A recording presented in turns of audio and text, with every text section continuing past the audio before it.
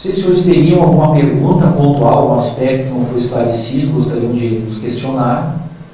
Bom, nessa análise, previamente, enfim, a apreensão dos documentos, vocês chegaram a identificar alguma relação de prefeitura com essas empresas? Tem alguma influência da atuação de prefeituras da região nesse esquema?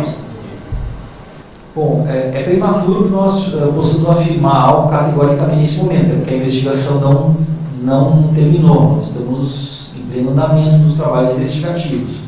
Mas há alguns indícios, algumas suspeitas, inclusive, isso é de conhecimento público, foi inclusive aventado por defensor de um investigado, uma outra operação de impacto nacional, né, veiculada pelos meios de comunicação, e que normalmente fraudes a procedimento licitatório, ademais não ocorrem de forma reiterada, envolvendo as mesmas empresas, normalmente estão associados esses crimes a outros ilícitos, como já mencionei, a corrupção ativa ou passiva, ou seja, recebimento e pagamento de propinas a servidores públicos, eventuais desvios de verbas, né?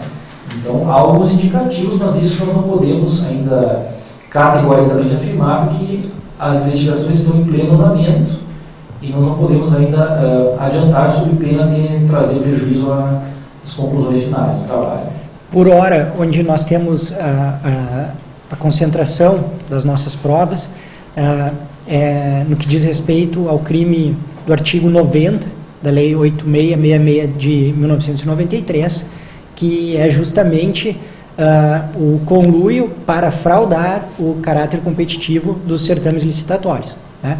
Temos, sim, alguns elementos que merecem melhor apuração de eventual participação de alguns servidores públicos colaborando para a atividade dessas empresas. Porém, de fato, como o doutor falou, acho que por hora esses indícios merecem uma apuração melhor, né?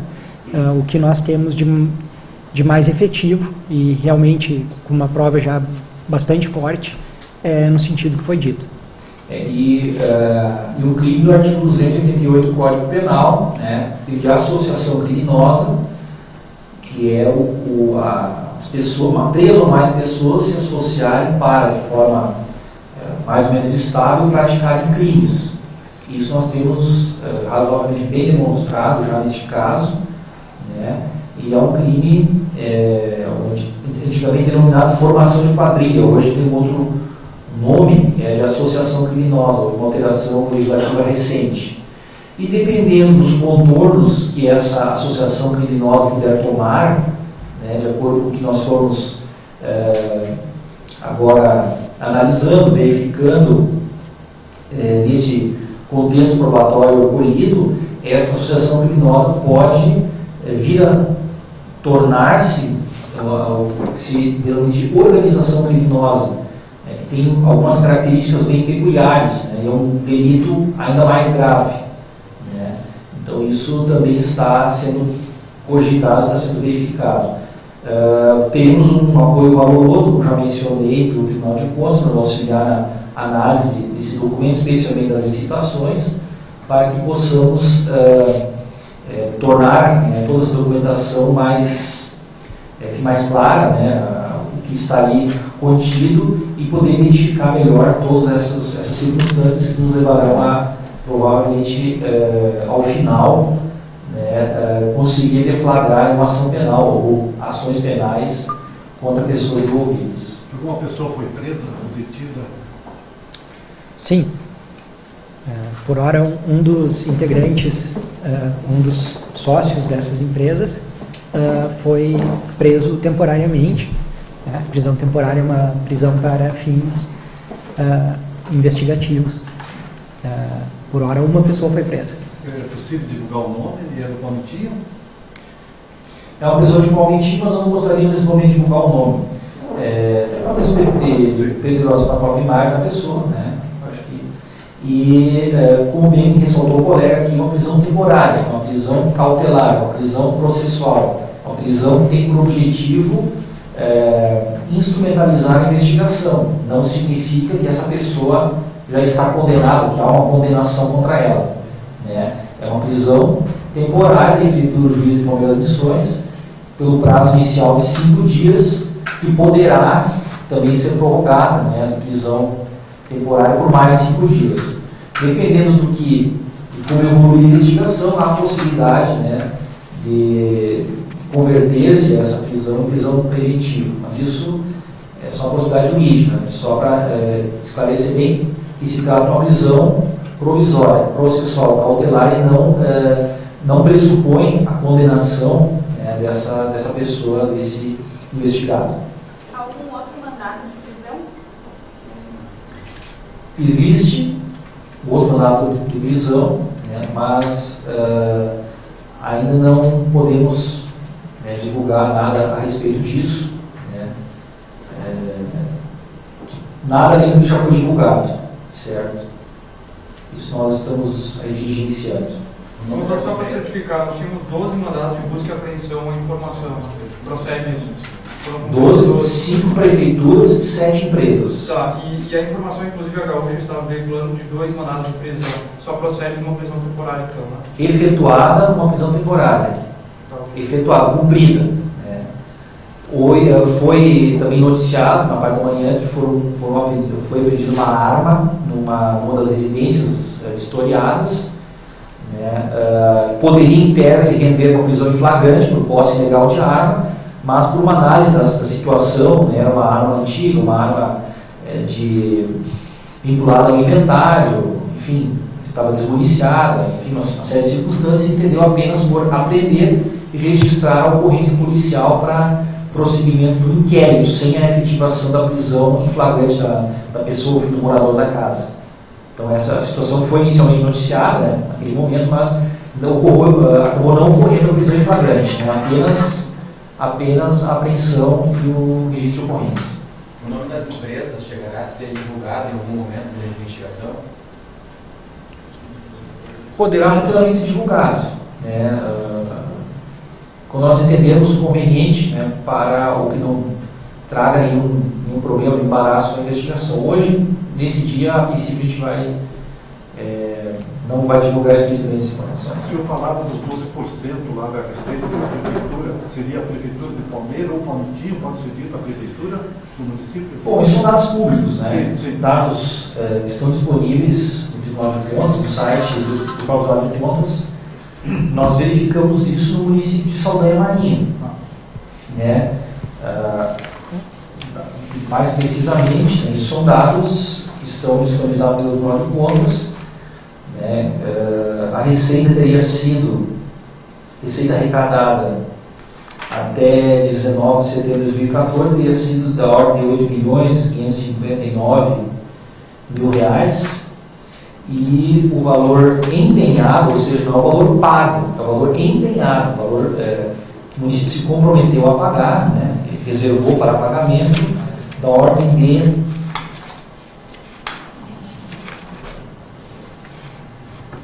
R$1.090.000. Né? Veja bem, nós não estamos dizendo que o valor está sendo desviado por esse valor, né? Mas é um valor de recursos públicos que estão sendo pagos a uma dessas empresas, apenas uma das empresas desse grupo. São para um pequeno município, com um orçamento também pequeno, né? Uma cifra, né, proporcionalmente significativa. Outros municípios nós também fizemos essa verificação, né, também valores específicos, mas esse em especial nos chamou a atenção, e por isso nós até destacamos essa informação.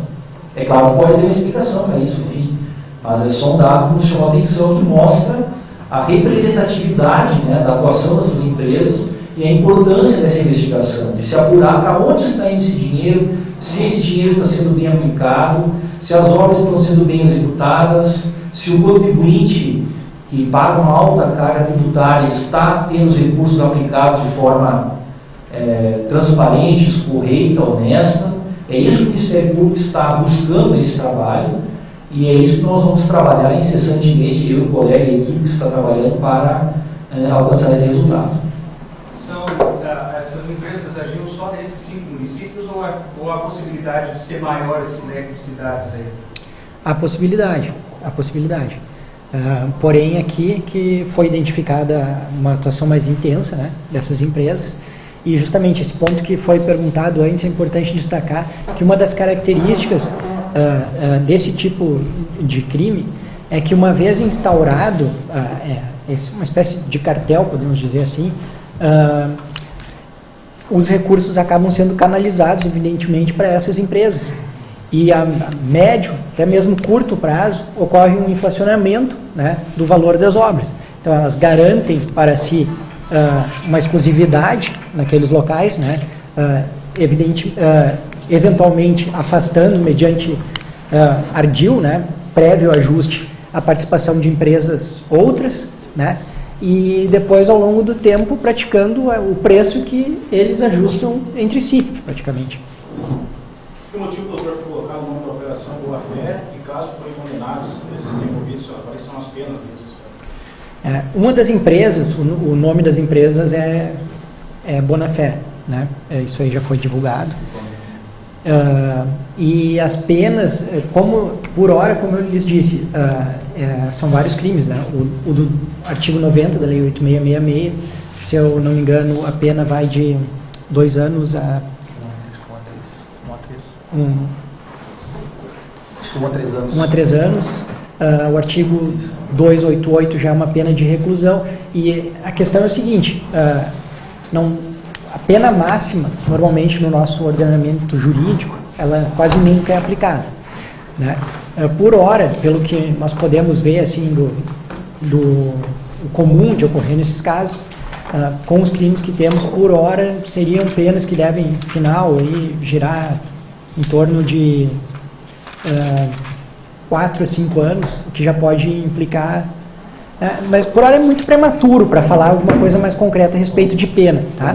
Somente a informação que eu acho que induziu o colega em erro aqui. A formação de quadrilha é 1 a 3. 1 a 3. Isso, né?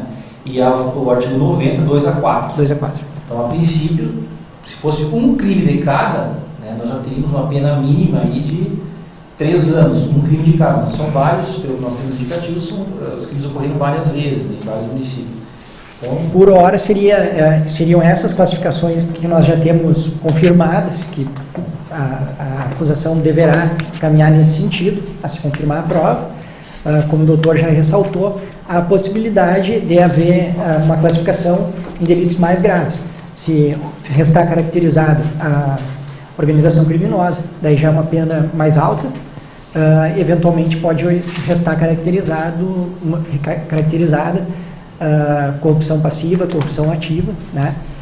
As penas são mais altas. Então, acho que nesse momento a gente ainda não está trabalhando muito com a questão da pena final, porque muita coisa ainda está em apuração, né? Mas, no mínimo, acho que, como eu reitero, a investigação fica centrada no artigo 90 da 8666, que a pena é de 2 a 4 anos, com a formação de quadrilha, com a associação criminosa.